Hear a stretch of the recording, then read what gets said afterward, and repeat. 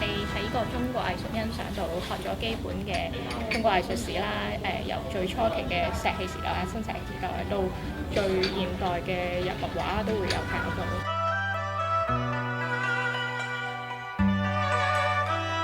譬如有兩個工作坊咧，我哋就知道即係掌握到少少基本嘅中國繪畫嘅一啲方法，即係老師會教翻我哋點樣用墨啊、深淺色啊同埋水分嘅用處。咁我哋都畫咗啲俾你睇。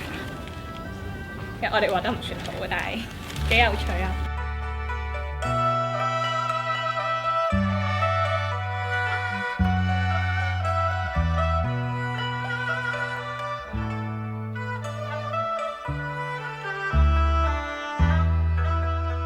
大家中意藝術嘅同學冇壓力嘅，係啊，冇壓力嘅，好玩嘅。